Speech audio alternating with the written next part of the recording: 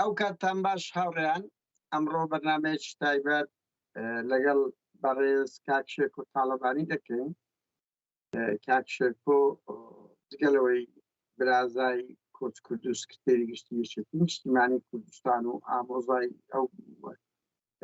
هەموو ئەنەوەکانی تاڵەبانیە ماوەیەک پێشمەرگە بووە لە سکرتارێت تاڵەبانی لە شاخ، دوای ئەوە بۆ خوێندن ئەچێتە رووسیا و دوای ئەوە لە نەوتەکانەوە دێتە سوید تا ئێستا لە سوید دەژین. ئەمڕۆ ئێمە کۆمەڵی گفتوگۆی لەسەر لەگەڵ دەکەین، هەم لەسەر ڕەوشی تایبەتی یعنی بیان ناسین. ئێمە پێشتر هەر لە بنەماڵەی تاڵەبانی هەر تاڵەبانیمان ناسیە، کەمێک زانیاری لەسەر ئەو بنەماڵە و خێزانە چۆن بوونە.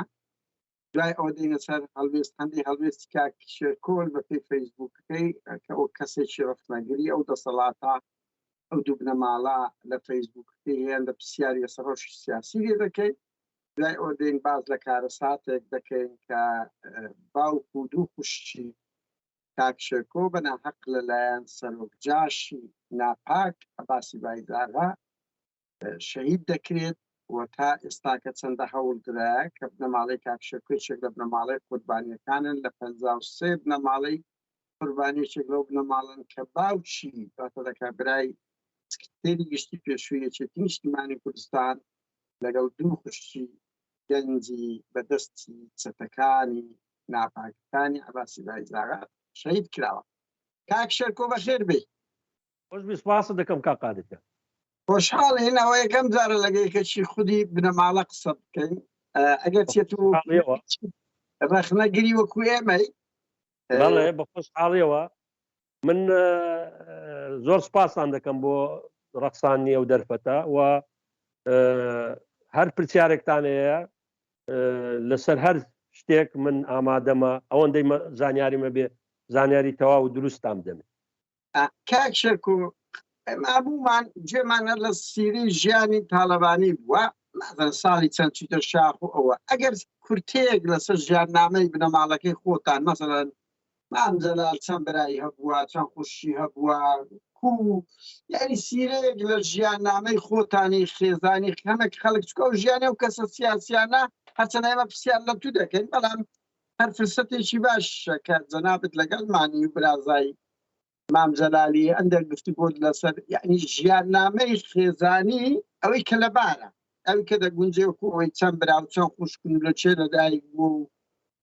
چیان کردیە براکانی لە بۆمان باسکەی سپاست دەکەم بۆی خوێنەر و بینەریش تاڵەبانیشێک لە کەسایەتەکانی مەسەڵەن کەسایەتێکی دیاری مێژوویە بۆی کە ئەمەڕش ڕەخنەما لێبی بۆی کەوانەی مریدی شێزە بە هیوام هەندێک ژیاننامەی تاڵەبانی بنەماڵەکەتان لە بۆمان باسکەی. بەڵێ کا قادرجان زۆر سپاس بۆ پرسیارە بەداخەواتە ئێستا زۆربەی کۆمەڵانی خەڵکی کوردستان نازانن ئێمە ئەسڵمان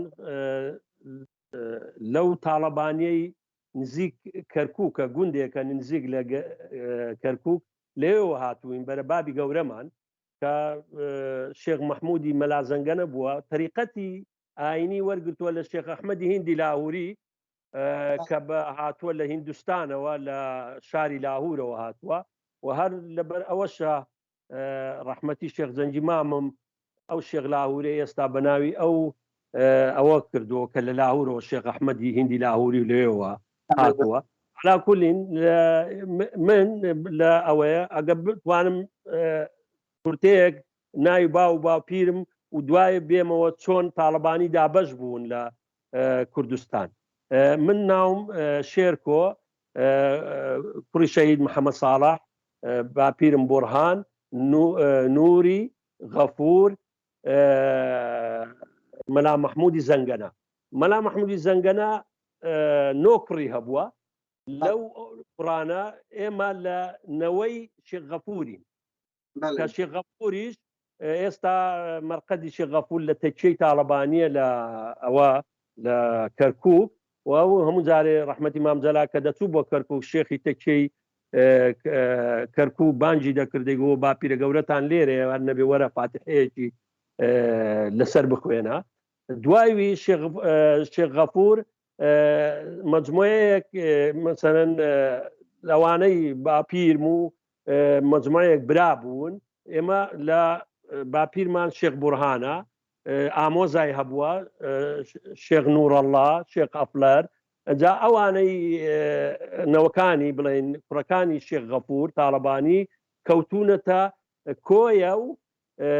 هێندێکیان کەوتونەتە ڕۆژهەڵاتی کوردستان لە شاری سەردەشت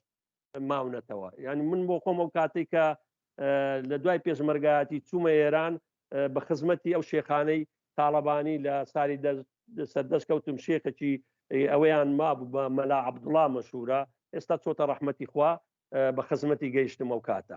یعنی بەڕاستی یەکەم جار بوو بینیم کە نەمزانی تاڵەبانی کەوتونە دیوی ڕۆژهەڵاتی کوردستانیش جا ئێمە زیاتر تەفاسیلەکەی لەسەر خانەوادەی خۆمان ئەڵێم بۆی بکەوینە سەر خەڵک زیاتر مامجلال بناسێت من مەسەن باپیرە گەورەم باوکی باوکم شێخ بورهان وەختی خۆی لەگەڵ دوو ئامۆزای تر شێخ نوورەڵڵا و شێخ ئەفلەر لە گوندی کەلکان بوون وەختی خۆی خۆ دەزانی زەمانی مەلیکی ئەو گوندانیان کڕیوە جا هەر یەکەی لە گوندێک چۆن مەسەن ئێمە لە گوندی کەلکان ماوینێتەوە ینی باپیرە گەورەمان ئەو گوندیان ئاوەدان کردوتەوە لەوێ بەڕاستی ئێمە ساحبی گوندەکە بووین بەس مەجموعەیەک جوتیاریشمان هەبوو بەس هیچ فەرقێکمان نەبوو وەکو ئەو شوێنانەی ترکە خۆمان بە دەرە بەگۆوانە بخۆین ینی خۆمان جوتیاریشمان دەکرد و ساحب زەویش بووین و هەندێک جوتیاری فەقیر هەبوو هەر هیچیشمان لێوە نەدەگرتن چونکو بەڕاستی ئێمە بۆ خانەوادەکەمان نەگونجاو بوو ینی ئەوەکەمان ناو ئەوەکەمان لاگرینگتر بوو لە مەسەلەی سەرانەستاندن لە جوتیار و ئەو شتانە لەبەرەوە کە شێخ بورهان لەوێ ماوەتەوە دوایوی لە نهایەتی بیستەکان شێخ بورهان لەسەر هێندە قەزای لەگەڵ ئەو دەرەبەگانەی دەوروبەری بتوێنێوانە کێشەیان هەبووە لە زمانی مەلیکی بووە لەوێ لەگەڵ ئامۆزایەکی شەهیدیان کردوون ئەو کاتە کە شێخ بورهان لە بڵێن لە نەنگمان باوکم و شێخ حەمە ساڵح کە کوڕی گەورەی بووە دوایوی شێخ جەنگی و خوشکێکی لەوان گەورەترە ناوی مریەم خانە جا مریەم خان خوشکی گەورەیان بووە باوکم برا گەورەیان بووە دوای لە بچووکتر شێخ جەنگی کە باوکی شێخ لاهورە ئەو سێ مناڵەی بووە دوایوی کە شەهید کراون شێخ بورهان عادەتێکی کوردەواری وا بوو لەوانەیە زۆربەی ئەوەکان بزانن وەختی خۆی بۆی کە ئەوانە بچووک بوون مەسەرەن لە تاریخەکە بیزەبت ناتەوە خیانم بەس وەکو بۆم باس باوکمان بە ڕەحمەتی بۆیان باسکوم دەوری 1920وانە بووە کوڕکچەکانی هەمووی 4 و 6 ساڵ و 7 ساڵ بوون خوشکەکەیان لەبەرەوەی بۆی بڵێن ئەوانە بە هەتیوی نەمێننەوە کە باوکی مامجەلال کە شێخ عیسامەدینە هەر لە گوندی کەلکاندا ژیاوە کە بۆەوەی ئەو منداڵانە بێ باوک نەمێننەوە چووە مامۆژنی خۆی مارە کردووە شێخ بورهان دەکتە مامی باوکی مامجەلال جا لەبەرەوە ئێستا زۆربەی خەڵکی کۆمەڵای خەڵکی کوردستان تۆزە دوور و قوڵە چۆن ئەبێ مامۆژنی خۆی مارەکاتەوە ئەوە هەبووە لە کوردەواری خۆمان وەختی خۆی هەبووە کە مامۆژنی خۆی مارە کردوتەوە ئەو کاتە بڵێن لە نەنگمان لە جاری دووەم لە شێخ عیسامەدین کە دەکاتە باوکی ڕەحمەتی مامجەلال سێ منداڵەکەی بووە دوو کچ و کوڕەکە مامجەلال بووە کە مامێکیان هەبووە وەختی خۆی بە بچووکی مردووە هەر ناوی مامجەلال بووە بە ناوی ئەو مامجەلالەیان کردوتەوە مامجەلال ئەوە خوشکەکانیشی یەکیان ناوی فەوزیە خانە ئەویش ناوی جەمیلە خانە فەوزیە خان داچی ئاڵە تاڵەبانی ئەگەر ناوی ئاڵە تاڵەبانیتان بیزبێ و خوشک و برای هەیە دوایوی بەو شێوە ئێمە کەوتوینەتەوە لەبەرەوەش تەکێمانە بووە لە کۆیە کە ئەو کاتەی شێخی تەکەی پێشووتر وەفاتی کردووە شێخ عەدیب تاڵەبانی لە کۆیە شێخ عیسامەدین چووە باوکی مامجەلال بۆتە شێخی تەکێ لەبەرەوە مامجەلال لەگەڵ ئێمە ماوینەوە لە کەلکان بەس شێخ سامەدین و منداڵ و کچەکانی بڵێن چوونەتە تەکچەی کۆیە بەس ئێمە بڵێن باوکمان گەورە بوون ئەو کاتە ژن و شتیان هێناوە ئێمە لە گوندەکە ماوینەتەوە بەس بەرەبابی شێخ سامەدین چوونەتە کۆیە و تەکیەی بۆتە شێخی تەکیە و مامجەلال هەر لەوێ خوێنی سەرەتایی و هێندێکی لە ناوەندی و دوا ناوەندی چۆتە کەرکووک و بەو شێوە عایلەکەمان بەو شێوە ئەوەی کرد. یعنی بەپێی گوتاری تو ڕەچەڵەکی هەرە کۆنیان لە هندستانەوە هاتیە طریقەتی ئەوەکەمان لە شێخێکی شێخ ئەحمەدی هیندی لاوری وەرگتووە دەناقۆمان دەوروبەری کەرکووک هاتووی کەرکووک لە نزیک ئەوەی کۆیە لە کۆیە ئەوەی دابەش بوون تاڵبانی هێندێکیان بۆ کۆیە هێندێک بۆ گەرمیان هێندێک لە کەرکووک ماونە زۆربەی لە کەرکووک ماونەتەوە بەو شێ سێ برا و سێ خوشکن یعنی باوک شەیدی باوکت و کاک برم باوکی شەباهود لە ئەوەیەکن لەگەڵ خوشکێکیان تاالبانیش مامزەلالیش بەخۆی و بە یعنی سێ خوشک و سێ برا بوونە مامزەلال برای بچووکیان بەڵێ بچووکیان بووە ئەوان باوکت و شەیدی باوکت و کاک باوکی لاهور شێخزەنجی ئەوان خوێندەواری شتیان هەبوو یان کرێکاری لە باوکم خوێندەواری هەبوو دەیتوانی بخوێنێتەوە بنووسێت وەختی خۆی لە گوندەکان مەلا وشتیوا وەکو چوونەتە خوێندنی فەقیهاتی لەوێ فێر بوون بەس ئیشوکاریان تەنیا باوکم تەنیا لە گوندەکەی خۆمانەوە گوندەی بەڕێوە دەبر بەس شێخزەنجیش دوایە کە گەورە بوو تۆ کۆیە دوا لە کۆیە گوندێکی ترمانەیە لە دەشتی کۆیە ناوی قۆزڵووە ئەویش ئەو گوندەی بەرکەوت ئەوەی بەڕێوە بر لە قۆناغی ڕژێم هەر بنەماڵەی هەمووتان لە هەولێر لە کوردستان بووەنیا لە شاخ نەبوون قەزدەم ینی لە شار بوون ئێمە هەر لە گوون ماینەتەوە ئێمە بنەماڵی بڵین باوکم و لە زمانی هەموو شۆڕچی ئەیلول و شۆڕچی ئەوەش بەس بەداخەوە لە کۆتاییەکانی شۆڕچی ئەیلول هەندێک تەشقەڵیان پێکردین چوونی ناو شار بەس هیچ ئەوەیەکمان نەبوو لەگەڵەوە تەنیا بۆ پاراسی خۆمان کاک شێرکۆ چێ تەشقەڵی پێکردن بەڵێ پارتی ئەو کاتەی باڵی مەکتەب سیاسی و ئەوە هەبوو مامیش لە ساحەکە نەمابوو لەبەرەوە لە گوندەکە زۆر عەزیەتیان دەدەین هەموو شتێکیان لێ ئەوە کردبووین هەتا ناندەهێست هەندێک زراعەتمان بۆ خۆمان کرد بوو کە ئێمە خاوەنی گوندەکە بووین ئاویان لێ وشک دەکردین ینی عەزیەتی نەفسی و ئەوەیان داین ئێمەش مەجبور بووین بچین بۆ خۆپاراستنی خۆمان و نەوەک هەتا هەڕەشەی ئەوەشمان بۆ هات کە لەوێ ئەمە بووین لەبەرەوە بۆ خۆپاراستنی خۆمان و خانەوادەکەمان چوونە لە شاری کۆیە ماوەیەک کاک شێرکۆ لەو قۆناغی تاالبانی لە شاخ و قەت باوکت و شەیدی باوکت و باوکی مامزەنجی باوا بڵێن لە شاخ بوونە لە قەت چوونەتە شاخ باوکم لە شەستەکان لە بیداەتی شەستەکان لە شۆڕچی ئەیلول پێش ئەوەی جیابوونەوەوانە لەگەڵ لە لای ئەوە بووە و شێخزەنجیش لەو گوندەی بووە زۆر خزمەتی پێشمەرگە و شتی کردووە لەوێەوە زۆر جار لە ڕێی جەولە و شتیوا مامزەلان بینەوە بەس وەکو پێشمەرگاتی باوکم چەند مانگی ماوەیەک نازانم بیت زەبت من نەو کاتە تازە لەدایک بووم یان بۆ هەر بۆ زانیاری شتان من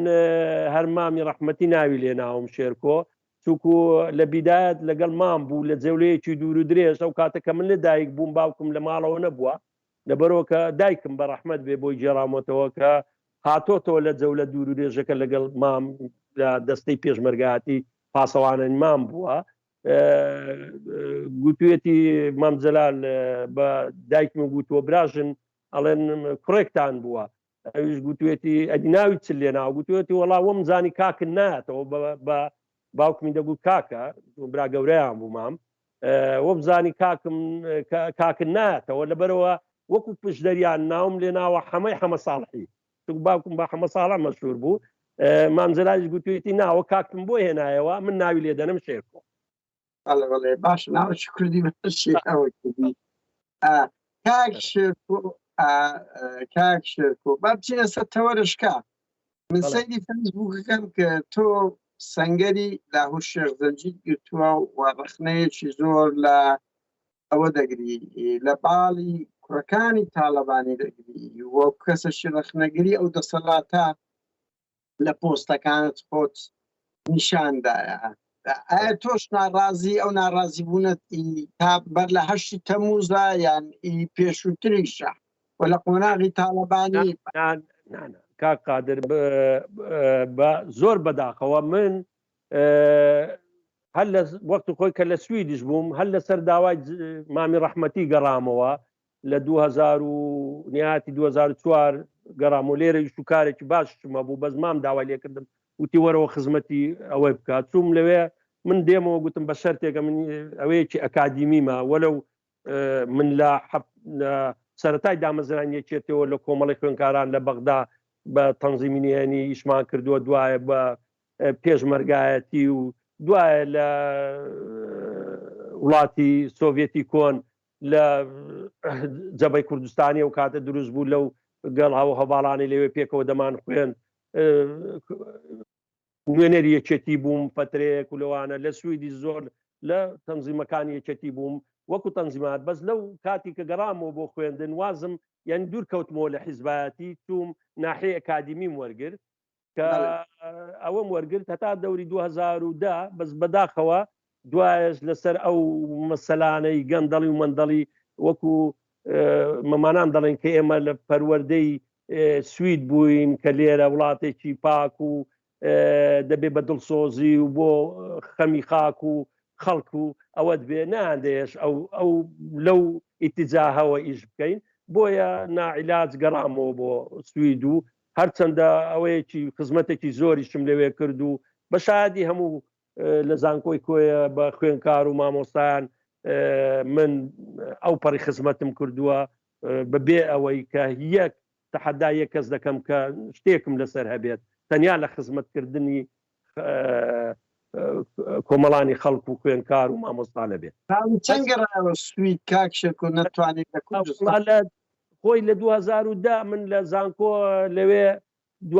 نەمام لە زانکۆی کۆیە ماوەیەک چوومە ئەنجومەنی وەزیران وەکو ڕاوێژکار بە تەنسیب دوایی بەسەردا مامجەلال نەخۆش کەوت بەڕاستی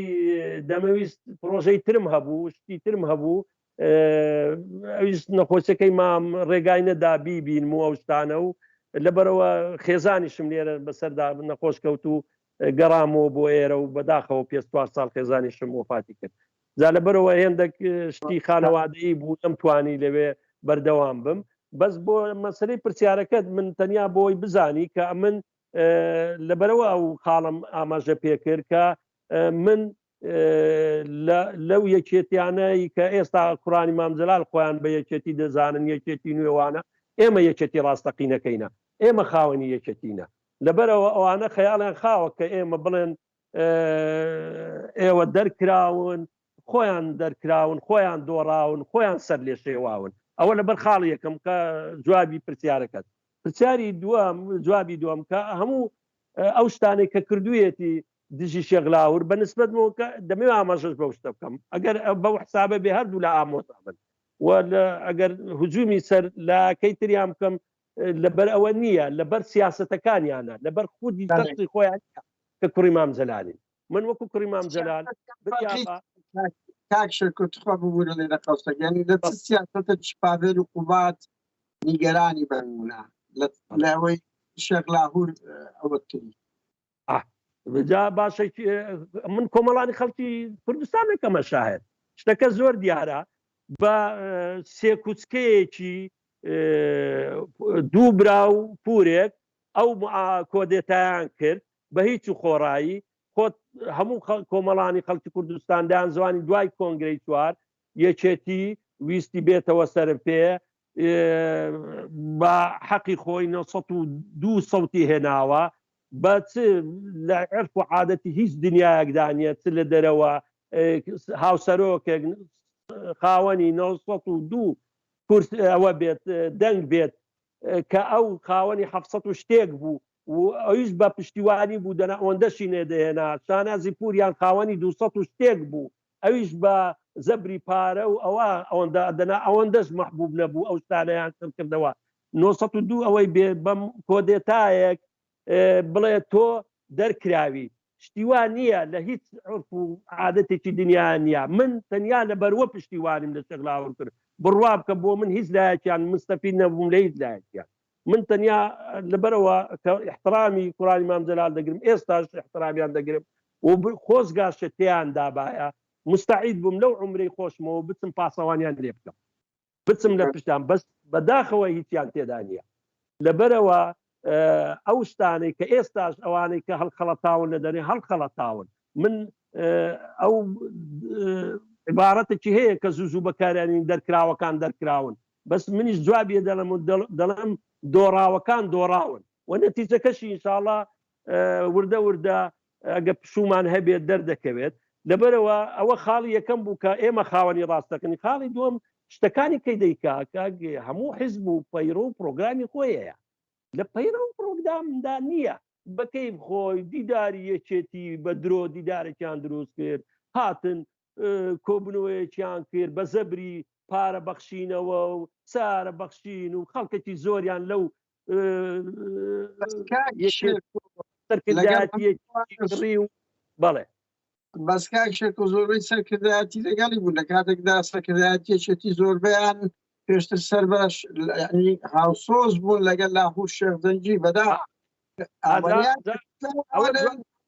پشتیان تێکرد یەکێتی نیشتمانی سەرکردایەتەکەی نمونەی سەرکردایەتێکی دووڕوو هەڵپەرست خۆیان نیشاندا لەگەر دەسەڵاتدانە نەک لەگەر بە نمونە بەرنامەیەک یان کەسێکشکە یعنی ئێستا کە سبەی لاهور شێخزەنجی وەزعی باشتەوە من دڵنیام مەمۆ سەرکردایەتیە بەگەروی دەکەویتەوە وەڵامی پرسیارەکەی خۆت داوە من پیتی دێ زۆر لەلام بۆوان مناسیبە ئەوانە دووسێ دەم بە درۆ بە دراو بە داڵدەدانی خەڵکی ئەوها کە ماستاوچی ئەوانە خۆیان گەیشتۆتە سەر حکم لەبەرەوە ئەو پیتیدەیەکان لیان دەوەشێتەوە چونکو ئەوانەی کە لە دەوروبەرین بەداخەوە خۆت وەڵامی پرسیارەکەت داوە خەڵکانێکن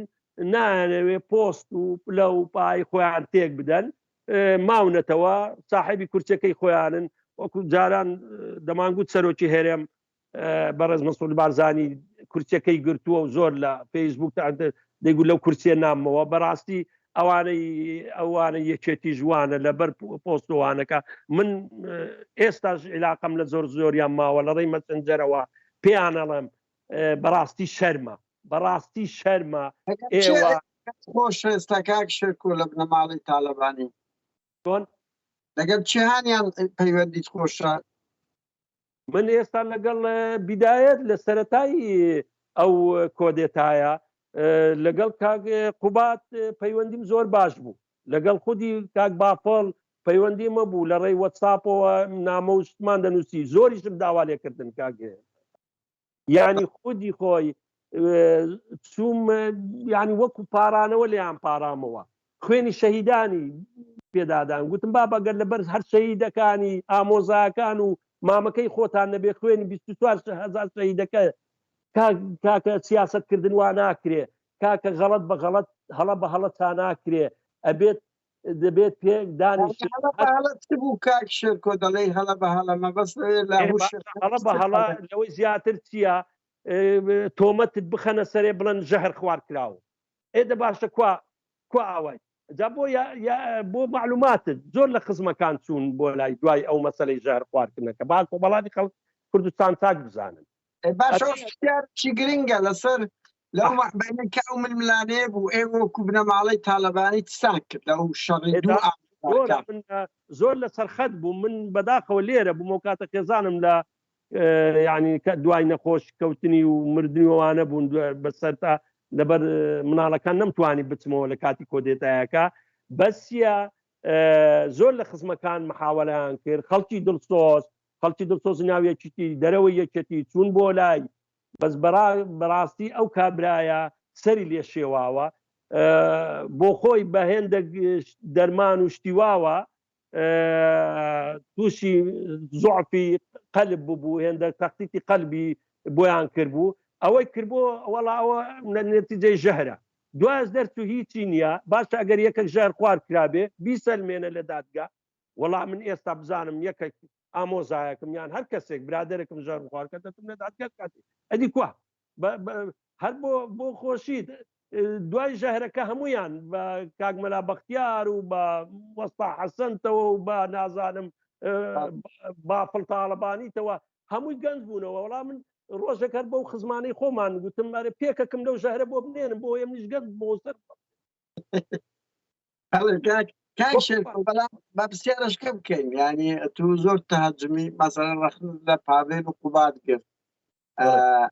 چ ڕەخنەت نییە لەسەر لاغ و شێخ زەنجی ئامۆزای حەقیقی یعنی لەو قۆناغی دەسەڵاتی مەسەڵەن خۆ ئەو ماوەیەک مەسوولی دەستگای ئەمنی بوو مەسوولی سەرپەرشتی ئەوەی کرد گەندەڵی لەو کاتی زۆر بوو تیرۆر هەبووە گرتن هەبووە کوشتن هەبووە وەنیا یعنی ئاتووە کەسێکی ئەکادیمی دەسویت قەت ئەو ڕەخنانە لە لاغ و شێخ زەنجی گرتیە وەڵی من کاگ ئەو فترەی کە ئەوان بوون ینی هاوسەرۆکۆوانە من لێرە بووم بەڕاستی ناڵم ئەو کاتە خێزانکەوتوانە بەس وەکو بیستومە منیش بیستومە بەس وەکو ئەوە نیمە بەس ئێستا ئەگەر تۆ دەستگای زانیاری ئێستای کە مقارنە بکەیت بە دەستگای زانیاری ئەو کاتە فەرقی هەیە لەوانەیە خۆ دەزانی دەڵێ مەسلێکی کوردیاوی هەیە چەند بێتەقەڵ نابێ ئەوانش هەڵەیان هەبووە چونکە من منش لە برادری دڵسۆزەوە بیستومە کەوانش بای خۆیان هەڵەیانە بووە بەس هەڵەی استراتیجیان نەبوو وەکو کوڕانی مام جەلال هەڵەی استراتیجی فەرقی هەیە لەگەڵ هەڵەی ساک دەکرێت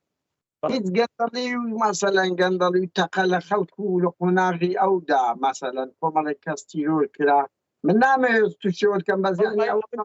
نامەوێت بچمە ئەو تەفاسیل چکو معلوم کە شتێک زانیاریم نەبێ نازانم هیچ شتێک ئەگەر بە بەڵگەوە سەلمێنرا دادگا هەیە لەو بارەومە شێغلاور کە ئەو کۆدەتیان بەسەر کرد خۆی و براکانی چۆن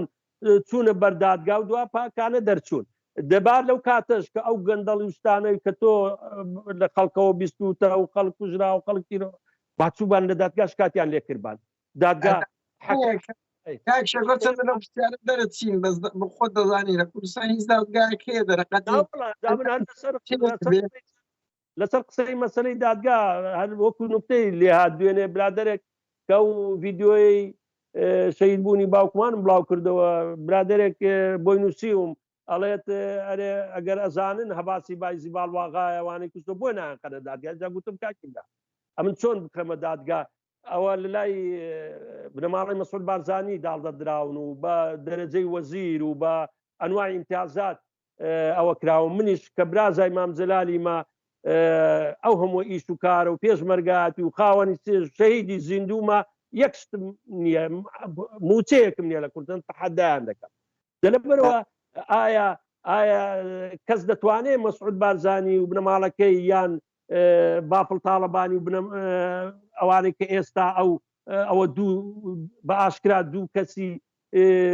دڵسۆزیان تیرۆر کرد یەک لە هەولێر یەک لە ڕانیا کەس دەتوانێت بیان گاتە دادگا تام بچم کوژانی باوکمان بدەمە دادگا لەبەرەوە ناکرێت بەداخە تا و حکومە ئەسکەرکاریە هەبێ لە کوردستان ناتوانم گەورە جاشە چووکە باسی بدەمە دادگا دێنە سەر ئەو نقطەیەش کاک شێرکۆ پەیوەندیت لەگەڵ بنەماڵی برای مەحمەد چۆنە و لەگەڵ هێروخان کە مامۆژ بوو لەگەڵ شاناز لەگەڵ مناڵەکانی کچەکانی برای مەحمەد کاگ من بەواستەی کە لای مام بووم بەڕاستی ڕێز و احترامێکی زۆرم یعنی هێروخان بەرامبەر من بڕوا بکە گەلێک لە گەلێک مەوقیفدا کە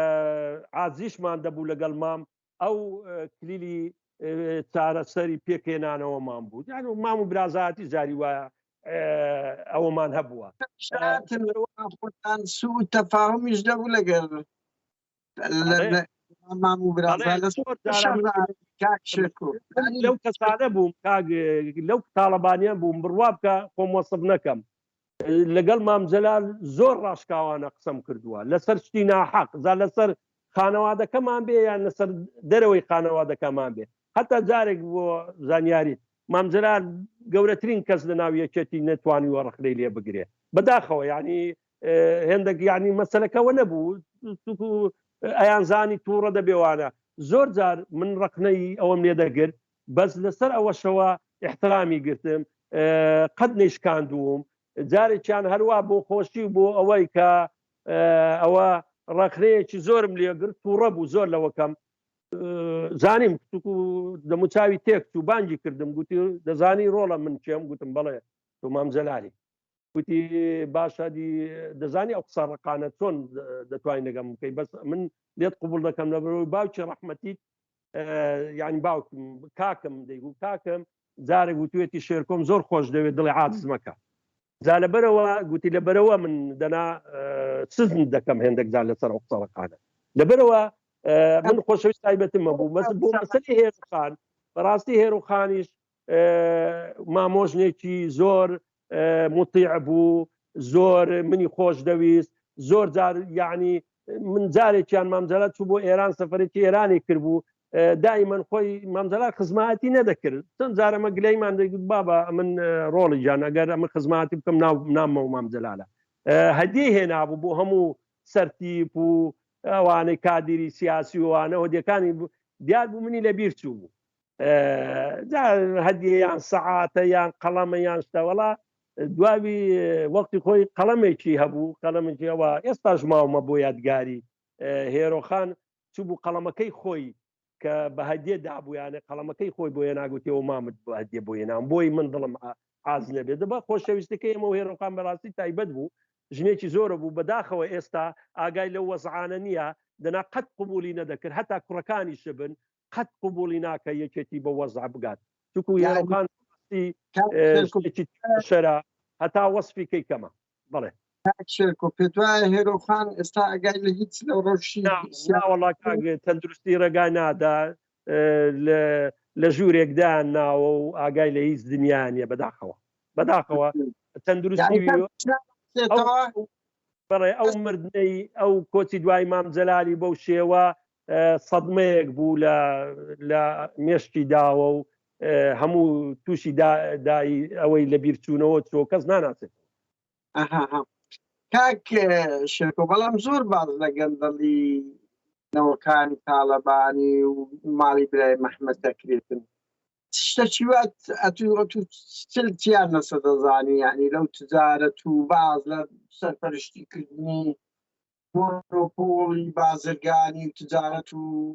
لەگەر وڵاتان و هەتا بازەوە دەکرێت پاڤێل ئێستا فڕۆکەی تایبەتی هەیە کە جاری وایە بە ئێوارە سوار دەبێتێتە دووبەی و لای کەسی نزیش خۆی هەیە لە دەگەڕێتەوە بۆ بارێنی فڕۆکەی تایبەتی خۆی هەیە کۆمەڵە کەسی وەکو کوڕەکانی دارۆ شەخنووری و ناوی هاوڕێیە کە باز زۆر لەو کوڕش شەید عەلی عەسکەری شەعەڵاوی کوڕی عەلی عەسکەری دەکات کە دوو کوڕی مەسوولەکان ئێستا ئەوانە هەموو بوونەتە دەستە ڕاستی پاڤێل و لەسەرەوە باسی چاکسازی دەکەن لە خوارەوە بەخۆیان دزە گەورەکانن بەڵێ کاقا پرسیارێکی زۆر لە جێی خۆی دابوو بەڕاستی من پەیوەندەکەم لە بەس باسی هێرۆخان کرد بەس بۆ ئەوەکانی تر بەداخەوە ئەوانە حەق نەبوو یەکێتی ڕێگام دەن بێنەوە کوردستان چونکو ئەوانە هاتوونەوە سەر سترە حازریەکە تاناز لەکوێ بوو کە ئێمە خوێنمان دەدا خوشک و کوڕ و ئەوانەی لەکوێ بوون هەموو لە بەریتانیا بوون بەس بڕوا بکە خودی باپڵ تاالبانی با ئەو پرسیارە لە خۆی بکەن تا پێی بڵێ و تەحەدای دەکەم جواب بداتەوە بڵێ بۆ باوکی ڕەحمەتی لەو کاتی لەو پەڕی بەقوەتی بوو هیچیش نەخۆش نەبوو 10 ساڵ دووری خستەوە بۆ بەریتانیا با ئەو پرسیارە با جوابەکەی کاکەوە دەمەکە هەندێک ئەڵێن خەڵکێکی کوشتووە هەندێک ئەڵێن سیخوڕی کردووە ئەکرێ زانیاریمان لەسەوە پێ بدەیت بۆ تاڵای چوک و زانیارێکە ئەمن بە ئەوەی نیمە بەس تقریبا لە 100-200 متأكدم بەس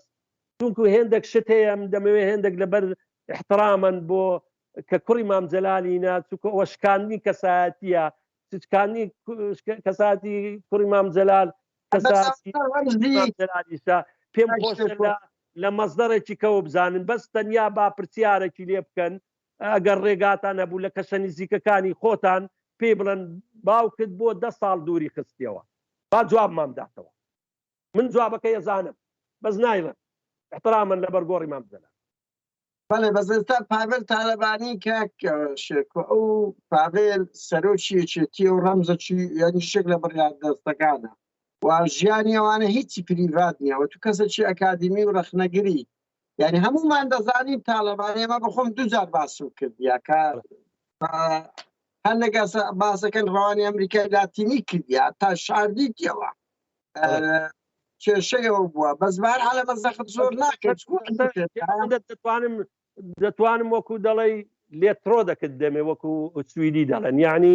ئەوەیە کرد دەڵێم لەسەر مەسەلەی گەندەڵی و ئەوانە نەبووە لەسەر شتی تایبەت بە کەساتی خۆی بووە بەڵێ بەڵێ بەڵێ باشە ئەی لەسەر مەسەلەی بازرگانی و ئەو دەوڵەمەند بوونە بۆ خۆت دەبینی ئەوانە هەموو لە چۆن بوونا ئەوەکەی ئەوە بکەم یعنی هاتنەوە سەر حازریە ئەمڕۆ برادێکی ئەوە لە فەیسبوک کە هاتمەوە ئێوارە لە ئیش شتێکی جوانی نووسی بوو سێ کوچکەکەی کۆشکی کۆمار ڕسمەکەی پووری و شاناز و باپڵ و قوباتی لێدا بوو سێ کوچکەی بازرگانی کۆشکی کۆمار جا ئەوە وڵامی پرسیارەکە یعنی بەسەوان جگەلەوە ئێستا مەسەلەی و بازرگانی ئێساس پێ بکە کاکەوە ینی مەنسەبی بنەماڵەی تاالبانی لە دەڤەری سەوز و لە عێراقیش کۆنتڕۆلیان کرد وەنیان یعنی ئێستاکەوان مەسلەیەکی کوردیە لە تشتی خۆر بە بێژین ناگیرێ خۆ دەتوانن پێش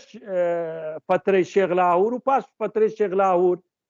خەڵک بۆ خۆی مام جەلال بە ڕەحمەت بێشتێکی هەبوو کە ئەوەیەک دەکرا لە کەسێک زۆڵمێک شتێک دەکرا دەیگو خۆت حەکەم بەو حکمدا ئەمش کۆماڵانی خەڵکی کوردستان لە دەبەری سەوز دەکەینە حەکەم و با حکم دەن ئایا بازرگانی زیاتر بووە گەندەڵی زیاتر نەبووە کوشتن زیاتر نەبووە خەڵکیەکێتی ئەو دەمیش وەزئیەوە نەبوو بەس کاک شێرکۆ لێرە بە بینە پرسیارێک پەیوەندی تاالبانی و لاهور چۆن بوو یعنی لاهوری هیناو لە دژە تیرۆری دانا بەڕاستی لاهور ئەوەندەی لاهور لەگەڵ مام جەلال بووە لە فترەی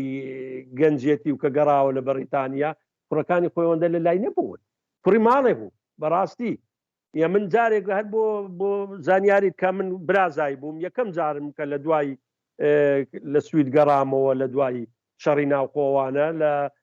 ساڵی 2000 بوو باقن یەکەم جارم گەڕانەوەم مام جەلال نەخۆش بوو حتا گوتبوویان کاگنەو شوروانیش بێت نابێ کەس بێ بۆ لای لە قەڵاتوان بوون لە ماڵەکەی خۆی چوومە سکرتاریەت هەرویستم بیبینم هیچیشم پێ نەبوو ماوەیەک بوو نەمبینی بوو خاستە دەم هەموو جارێ پێم دەگوت بەو شێخ زەنگی مام دەمگوت ئێمە گەورەش بین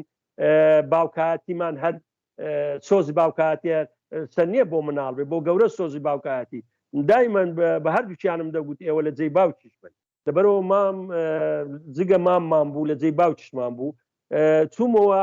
بەس پێیان نەدەگوت دەور و پشتەکەی کە من هاتوومەتەوە بەڕاستی لەو کاتە ئیشیشم دەکرد لێرە پەترەکەی بۆ دەڕۆژێک چوو بوومەوە ویستم بیبینم لە حواڵی پرسم گوتیان لە قەڵاتوارانە چوومە قەڵاتواران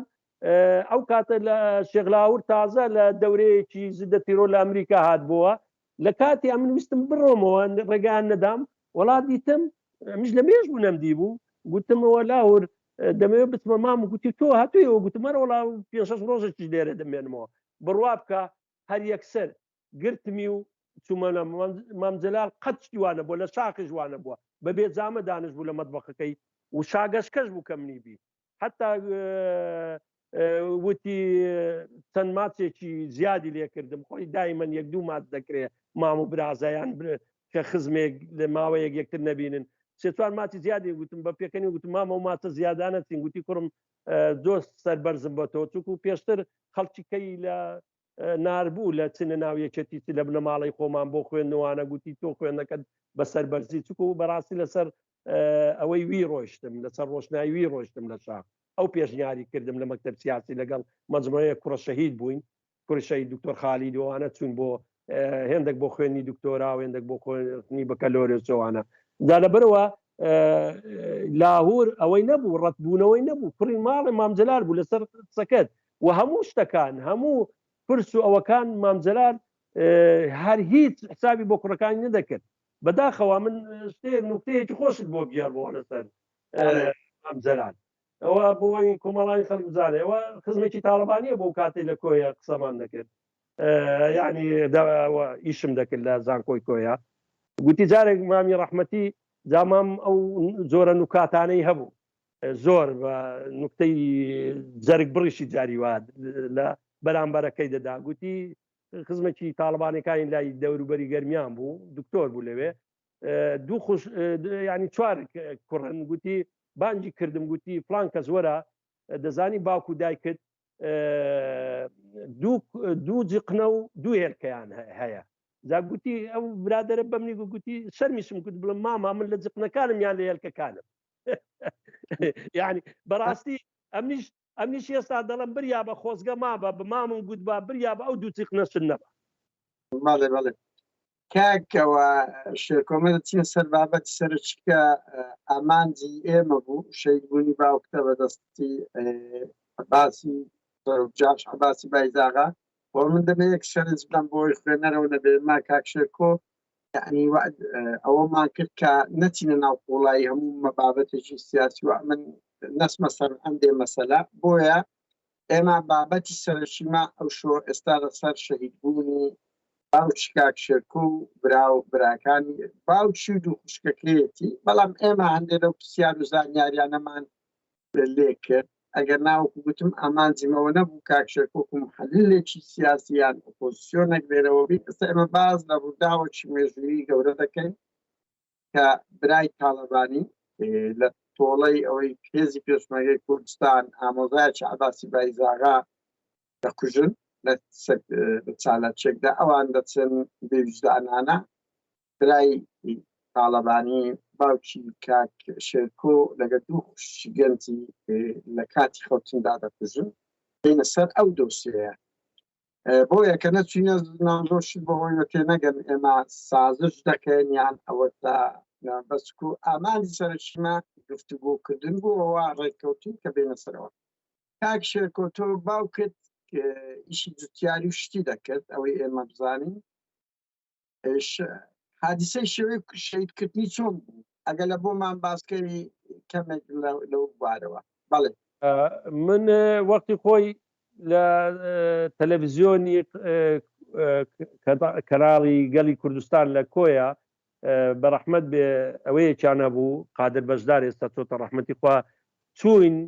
فیلمێکی کلیپێکی ڤیدیۆیمان کردووە پێم خۆشە ئەگەر مەجال هەبێ ئێوەش بڵاوی بکەنەوە ئەگەتوانم بۆتان بنێرم زۆر بە تەفاسیلەکەی لەوێ خەڵکانێکی زۆر ئەوانەی کە شارەزایمە من و براگەورەکەم ئێستا ویستووە ڕەحمەتی خوای لە گوندەکە لە شوێنی شەهید بوونیانەوەمان کرد بەس منەوێ چووکو لە ناو حادیسەکە بووم بە تەفسیلی بۆ گێرمەوە ئەوە لە گفتوگۆی میری لەگەڵ یەکێتی نیشتمانی کوردستان لە ساڵی 1984 کە فترەیەک چەند مانگێکی خایەن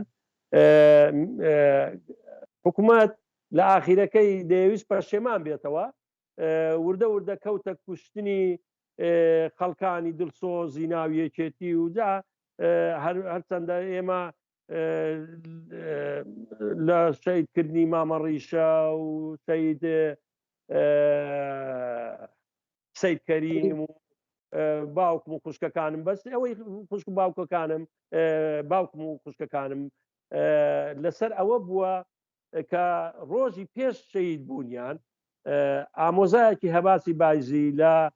کەمینێکیان بۆ دانەوە تۆ لە ڕێی چوارخونە و گرجان لەوێ وەکو ئێمە دوایە خەبەرمان پێگەیشت سەرتی پێکە بوو ئازاد ئەویش شەید بووە شەید ئازاد هەمەگەمخان چوو بوو کەمینی بۆ جاشەکانی هەباسی دانەبەوە ئامۆزایەکی هەباسی بەرکەوت بوو دوایە کە مەیتەکان بردبووە دەبەری خۆیان لە کاتی ناشنەکە هەباس گوتبوویە من دەستم ناگاتە مام جەلال بەس دەستم دەگاتە برایەکانی ئەو کاتش وەکو ئێستا عەسری عەولەمە نەبوو مۆبایل و ئەو شتانە ئێمەش لەو گوندەی خۆمان فەلاحەتیمان دەکرد بەڕاستی چەندە شانازیە فەلاحەتی و جوتیارێتیمان دەکرد و شێخ جەنگیش لە کۆیە بوو بە حساب عینی شەوی بۆ ئێوارەکەی مەجموعەیەک جاشیان ئەوە کردبوو بۆ شەهیدکردنی شێخ جەنگی لە کۆیە بەس سارە شتەکانیان لە چنارۆک تێکچوو بۆکو دوا خەبەرمان گەیشت و ئەو مەجموعەیەش بە بەلەم لە ئەمە و گوندەکەمان لەسەر ئەوەی دوکانە دەریاچەی دوکانە پەڕی بوونەوە و شەو ئێمە هەتا دەوری سەعات 10-11 شەو لەگەڵ ئێمە من و کاگنەرۆی برامێش تۆ ڕەحمەتی خوای پێستن ساڵێک لە کۆیە گەڕابووینەوە بچین بۆ جەژنانە ڕۆژی بەیانی جەژن بوو بۆی جەژنانە لەگەڵ دایک و خوشک و باوک و خوشکەکانمان بکەین هەردووکمان گەڕاینەوە ئێوارەکەی عەسر لە کۆیەوە هاتینەوە گوندەکەی خۆمان دوایە دیتم باوکم و براگەورەکەم کە دەڕاستەیانە بوو درێنەی گەنمیان دەکرد لە دەم بەحرەکە چوین بۆوێ و حتا کوڕێکی بچووکی 4-5 ساڵانەی کاگمیر حاجی براشم لەگەڵ مامان بوو کە چوین هەروە بۆ ئەوە بزانینەوە بوودا پارچەیەک گەنم مابوو باوکم بە ڕەحمەت بێ گوتی بەیانی جەژنە باوەش تەواو بکەین دەنا دایمەنە من سەعات 9 دەهاتینەوە دیار بوو خوشکەکانیشم یادیان بەخێر گۆشت و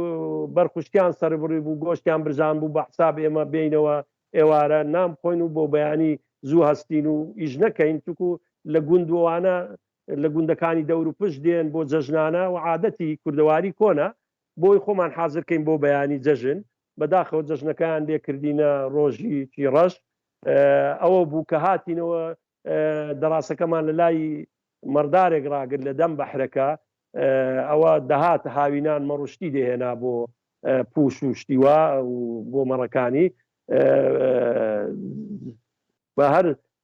سەر و جامە ماستاوێکی ساردی بۆ هێناین و ئێمەش لە دەم بەحرەوە و گەرمامان بوو نانم لە کوردەواری خۆمان دەڵێن ماستاویش بۆ خەو زۆر خراپە هاتینەوە حتا ویستی باوکم زۆر ئەو کوڕی کاگمیر حاجی خۆش دەویست ناوی مەزنە ویستی ئەویش لەگە خۆی زۆربەی شەو لەگە خۆی دەیخەواند و دەیهێناوە بەس لەوێ گوتی خەوتووە لەناو خۆشمان خەوت بوو لە کاتی گەڕانەوە گوتی با ئەو شەو لە ماڵێ ینی وەکو بۆی نەنووسرابێت گوتی با بچێتەوە لای ماڵێ چکو بەیانی جەژنە با لە لای دایک و باوکی بێ من و کاگنەرۆی برام و باوکم هاتینەوە ماڵێ خوشکەکانم جێی هاوینە سەربانە خۆ دەزانی ئەگەر لە خەڵکی گوون بینیوتە هاوینان لە سەربان نەخەوی ئەوانی شێندەر لە چاوەڕوانی هەر چاوەڕوانیان کردبوون دیار بوو دووچیان لە جێیەکەی من و کاگنەرۆی برام خەوت بوون چونکو لە گوند هەموو پیاوەکان لە ڕێزێک دەخەون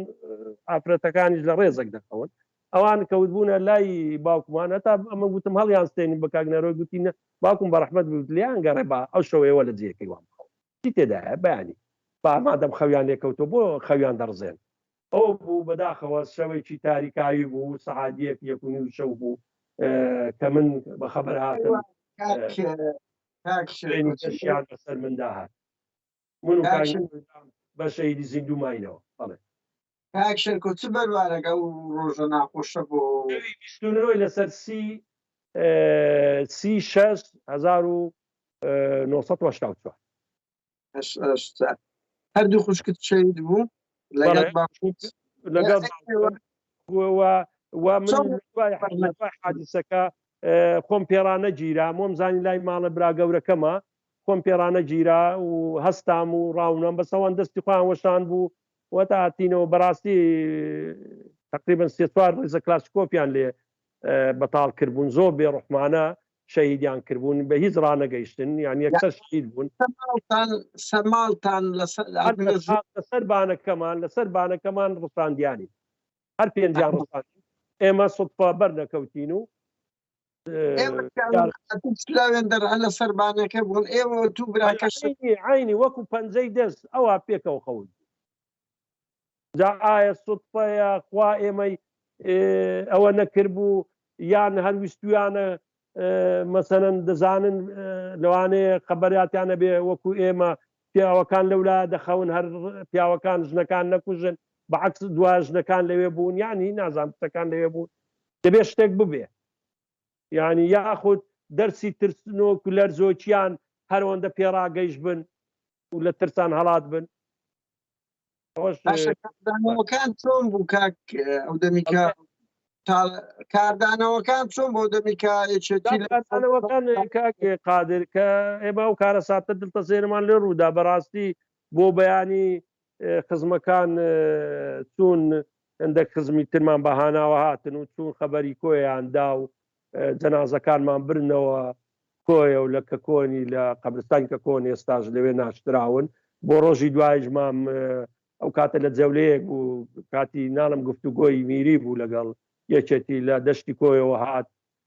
یەک دوو ڕۆژ لە تازیەکە دانیشت و هەتا ئەوانەی جەماعەتی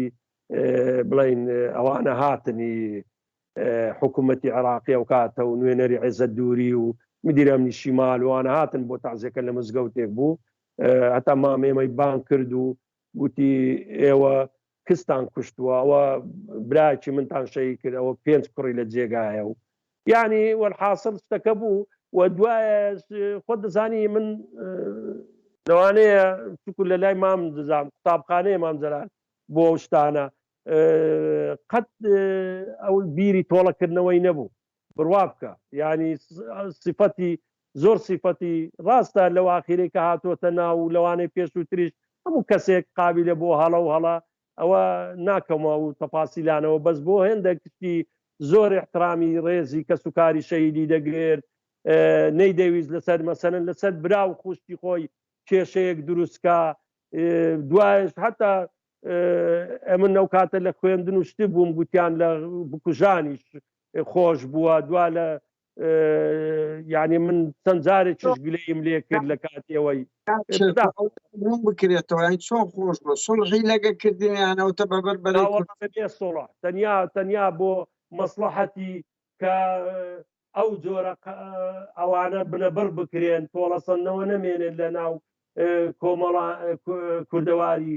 ئەوانە ئێمە لەو بنەماڵە وەکو بنەماڵەکانی ترنینە بەسم بنەماڵەکەی بەرامبەرمان بەداخەوە ئەوانە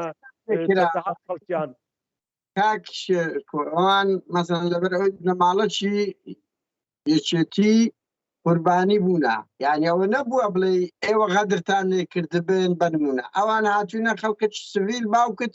کابراایکی زوتیار بووە هیچ ڕەتی بە چەکداری نەبوو مجەڕەت لە خوێنەوە بووە و یەکێتی مەسەن هەر لە بۆ ئەوەی خۆی لەسەر چالاکێکی یەکێتیەوە بووە یەکێتی ڕۆژێک لە ڕۆژان هەولی نەدا تۆڵەی ئێوە مەسەن لە قادری هەتا مام جەلال لە ژیاندا بوو هەتا مام جەلال لە ساحەکە بوو ئێمە لەبەر حورمەت و ئەوەی کەسایەتیوی نەمان دەویست باسی تۆڵەسەندنەوە شتە بکەین بەس ئێستا من لە دڵمدایە من جارێکیش لە گەڕانەوەی دووەم بۆ لەگەڵ خێزانیشم بوو بە ڕەحمەت بوو ئەو قسەیم بە مام جەلال و گوتم تۆ لە بەشی خۆت خۆش دەبی لە کە بەشی خۆت برایە بەسە من لە بەشی خۆم لە باوکم و بەشی خوشکەکان خۆش نابم بەڕاستی هەر ڕۆژێک بێ دادگایەکی عادل هەبێ من ئەوانە تەسلیمی دادگا دەکەم و چونکو ئێمە نابێت تۆڵە بە تۆڵە و کوشتنەوە یعنی ئەوە لە چی پێ دەڵێن لە ئەوەی ئێمە نییە لە پەروەردەی ئێمەدا نیە چونکە ئەوە دەبێت بەس دادگایە وەکو جەنابەت لە بیداتی شارەتت پێکرد من ئەو شتانم نەدەزانی کە هەر کەیسی ئێمە نیە زیاتر لە 50 کەیسی بەملەوەیە ئینشاڵا ڕۆژێک دێ ئەو کوردستانە لەدەست ئەو بنەماڵانە نامێنێت حکومێکی عادلانە دێ هەمویان تەسلیمی دادگا دەکەین من بۆ خۆم دەچم لەوێ لە دادگاتم بارانیا بکەم کاکشێکوکەوات بە تاالبانی گوت کە تو لە بۆ تەیە لە حەقی برای خۆت خۆش بەدە من لە حەقی خۆم خۆش نابم تاالبانی چی جوابدایەوە تاالبانی تۆزێک قسەکەی لە گران بوو گوتی ڕۆڵە ئەوانە شەهیدن ئەوانە وەکو شەهیدەکانی تر ئەوانە ناویان لە مێژوو دەنووسرێتەوە ئەوە بۆ تۆ سەربەرزیە کە ئەوانە ینی خۆ دەزانی ئەو سیاسیانە جوابی منیداوە. ئەی ئەوە هەر بۆ زانین ڕەنگی تۆ ئەوە نەبێمە لە 2005 لە ڕێکخراوی چاک بە تایبەتی بەسەر نەمر مستەفا حەسەن گەورە سەرپەرشتی حرەکەیەکی زۆر گەورەیان کرد 53 دۆسیە لەسەر باسی بایزاغا ڕێکخراوی چاک کردیەوە پشتگیریەکی گەورە چەند ساڵ هەموو هەوڵێک درا کە باسی بایزاغا ڕابشێشێتە دادگا نەکرد لەبەرەوەی ئەو کەسانەی کوشتە ناویشی یەکێک لە تاوانبارانی ئەنفالە بەڵام لەبەر ئەوی ماڵی بارزانی پشتگیریان کرد لەبەر ئەوەی کابراایکی بە ئەو نەدرا دادگا ئەگەر نا 2-3 ساڵ هەڵمەتێکی گەورەمان کرد من دێتەوە بیرم بە سەرپەرشتی وەکو گوتم نەمەر مستەفای حەسەن گەورە بوو کە یەکێک لەوانە بوو کە دوو برای بەدەستی شەید بووە و نەکرد کارشێرپۆیان ئەوە دەیان کەس بەدەستی ئەو جاشانەیەشێک لەو جاشانە باسی بایزاغەیە کە خەڵکێکی زۆریان کوشتە بنەماڵەکان هەوڵیاندا شکایەتیان لێ کرد هەموو ڕێگایکی قانونیان گرتووە ناوی ئەراجی بایزاغا لە ناو مجرمینی ئەنفالدایە ئێستاش نەچیرا وە کاکشەکۆ دەڵێ بە پلەی وەزیش ئەو ڕئیس جاشە پیاز کراوە ئەوە دەبێت باز بکرێت کاک شەکۆدی ئەو دیدارە هاوڕیان دەبێن لە دوای ئەو دیدارەی ئێمە بوو لەگەڵ کاک محەممەد پشدەری کە کوڕی یەکێک لەو سەگدارانەی بندستی ئەوەی بوو عباسی بایزاغە بووە کاک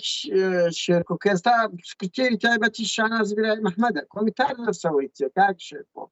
یعنی بکو یەک کوڕی یەکێک لەوانە هەرچەندە کوڕی نییە ئەو تاوپێکەوتنەکەی جەنابتم بینی شتێکی مختصرم نووسی لەسەری کە بەداخەوە ئەو یەکێتێ نوێی بە شانازیشەوە کە کوڕی جاسوولکەیەکی کە من جگە کە لە دەمی خۆی اعترافی کرد گوتی باوکم جاش بووە بە شەرمەوە گوتی 2 ساڵ جاش بووە من چاک چەندجارێک دووبارە یعنی گوێم لێگرت لەو کاسێتەی جەنابتان ئەوە اعترافێکی ئەوەیە کە کوڕە جاشە و هەر ئەگەر لەسەر ئەوەش نەبێ زۆر شەرمە بۆ شانازخان زۆر شەرمە یعنی ئەو پەڕی شەرمەزاریە کە ئەگەر لەبەر خوێنی شەهیدانی ئێمەش نەبێ لەبەر خوێنی ئەو 57 کەیسە بێ چەندا خوێنی 24 شەهیدی کە خۆیان یەکێتی نوێ دەڵێن ئێمە حیزبی شەهیدانین بەڕاستی حیزبی شەهیدانە خۆ کەس نکۆڵی لێ ناکە بەس ئایا سکرتێری جاسوولکەیەک بکەیە یعنی کوڕی جاسوولکەیە بکێ سکرتێری دەستەی کارگێڕی یەکێتی نوێ بەڕاستی ئەوە کارێکی زۆر قێزەوەینە کارێکی زۆر ناشرینە و بۆ زانیاریشتان من وەختی خۆی عەمان گلەیم لێ کردووە معلوماتم پێشتر هەبووە لەوە کە گوتم ئەو کاتە پەیوەندیمان نەپسرا بوو گوتم ئەوە نابێت لەوێ بمێنێ ئەوەی کرد حاشای لێ کرد بەس من لە معلوماتی ڕاستەوە گوێم بووە و هەتا دەڵێن لەو کۆمەڵە جاشەش بووە کە ئەو شەوەی کە هاتوون بۆ گوندەکەمان و خەڵتان خوێنکردنی باوکم و خوشکەکانم ئەو باوکی ئەو کوڕە بەشدار بۆ لەو شەوە یعنی من لە دەبەرەکەی خۆیانەوە خەڵکی دڵسۆز معلوماتی پرسیارێک لێرە دروستکەین کاک ئاوێ لە قوباد ئەندە شت دەگەڕاتە سەر مەسەلەی موڕال لێچەتی هەزاران کوڕە شەهیدی هەیە هەزاران قوربانی دەوێت شاناز خۆی چییە مەسەلەن من لەگەڵ عەقم نییە لەسەر ئەوە بەس وەکو ئەوە باشە نەدەکرا لەو هەموو خەڵکەی بچی بەس کوڕیەکێک بێنێ کە بکوژی باوچی ئەو یەک بە پێی گوتەی تو کە باوکی ئەو دەستێ بۆ لە شەهیدکردنی برای تاالبانی باڵێ باوکیشی دەستی نەبێ خۆ زاشە گەورەکەیان کە بۆ خۆی گوتی خزممە هەباسی بازی باڵواغە حاشای لێ ناکە و ئەو هەموو عالم دەزانێت کە ئەوەی پلانی سەرەکی داهێنەری ئەوەیە کوشتنی شەیدکردنی باوکمانە دەبەرەوە وەکو دەڵێ ئەوان لەو کارە قێزەوە تیاراوە کە بە شاناز گۆ چ ڕوویدا کاکێ بەداخەوە ئەو حاشای لێکرد لە بیدایەت ئەجا دوایەش لە دوای ئەو مەسلەی هەر بۆ نوکتەیەک بۆت بجێرمەوە هەر خۆشە بۆی خەڵک ئەو خێزەوێنەی شاناس بناسن بەداخەوە و ئەندامانەی سەرکردایەتی بەناو نوێ و شەرم کرد ئەوە کاقادر مەسەرەکە لەسەر ئەوەی ئەوم باس کرد دوای ئەو کۆدێتایی زۆر ینی من وەکو لە پێشووتریش ئەوەم کرد بەنامە نووسین و زۆر لەگەڵ هەر سێکیان لەگەڵ قوبات و باپڵ و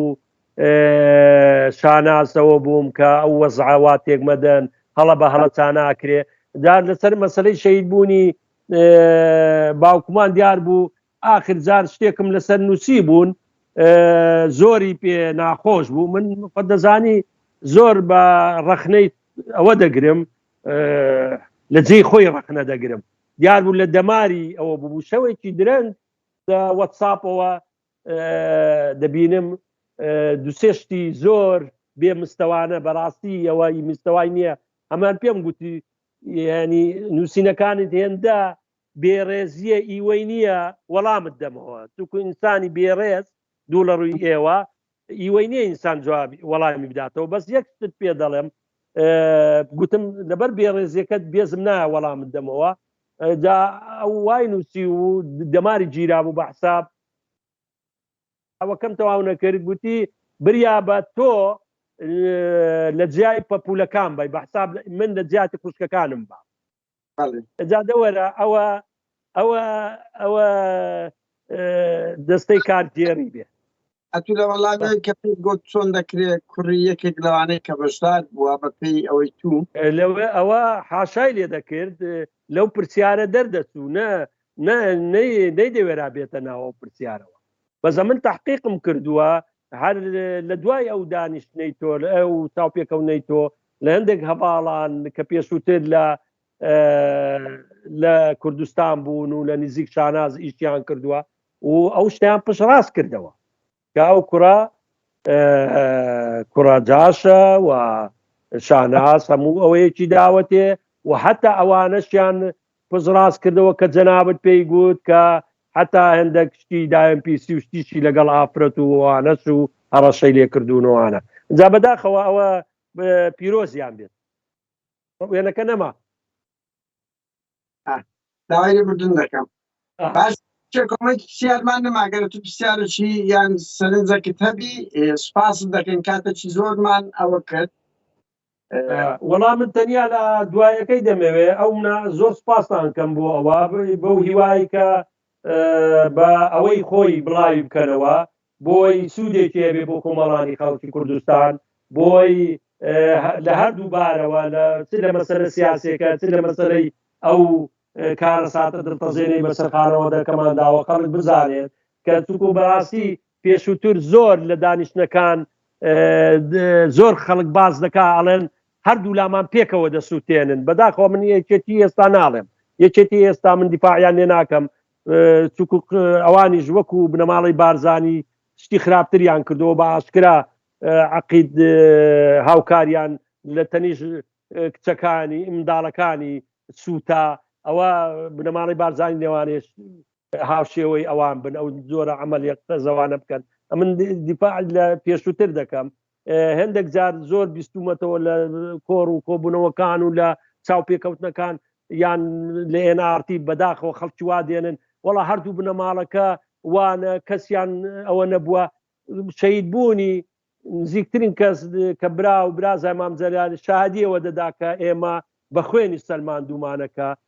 خاوەنی قەزەی ڕاستەقینەی کوردین لەبەرەوە ئەوانەی تر بەداخەوە ئەم نەو باوەڕ نیمە ئەگەر بۆ بنەماڵەکەی بارزانی هیچ شتێکیان ئەوەنەیە لەبەرەوە ئینسان نابێت تەڕ وشک پێکەوە بسووتێنێت ئێمە خوێنمان داوە و ئەو خوێنەی مەش زیاتر نییە لە خوێنی 24,000 شەهیدەکەی کە یەکێتی ڕشتوێتی ئێمە سەربەرزین بەوەوە ئەگەر دیفاع لە خوێنی خۆشمان نەکەین نەخوێنی ئاخر جاریش ئەوە بەڕاستی حەقا داوایەکم هەیە لە ڕێی ئەو مایکەی ئێوەوە لە ڕێی ئەو چاوپێکەوتنەوەیەوە بۆ هەموو ئەو یەکێتیانەی بە ناوی یەکێتی نوێ بە خۆتان دابچنەوە بەسە شەرمە ئەو یەکێتی کە بە خوێنی 24,000 شەهید دروست بوو وابوو بیخەنە دەست کابراایکی سەر لێ شێوای وەک بافڵ یان ئەم ناوم لێ ناون سێ کوچکەی دۆڕاو بافڵ و قوبات و شاناز کە هاتوونەتە سەر حازریە کە ئێمە ئەوانە هەر مناڵ بوون هەر قوبات لە دایک نەبووەمە کە لە یەکێتی بووینە بافڵ بچووک بووە هەر نەهاتۆتەوە هیچ کوردستانیان نەدەوە عەزاب و شەهید بوون نازانن مانایتیە لەبەرەوە من کە احترامیشیان دەگرم جگەلەوەی ئامۆزا من لەبەر گۆڕی مام جەلالیە دەنا زۆر لەوەش خراپتر لە سەریان دابەزیم بەس ئێستاش لە بەرخاتری گۆڕی مام جەلال چونکو مام جەلال بۆ ئێمە ڕەمزە بۆ ئێمە هەموو شتێکە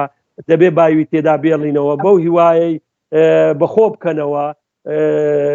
بەسە ئینسان ئێستا لە بنەماڵی بارزانی بە قێزەوەنتر حسابیان بکە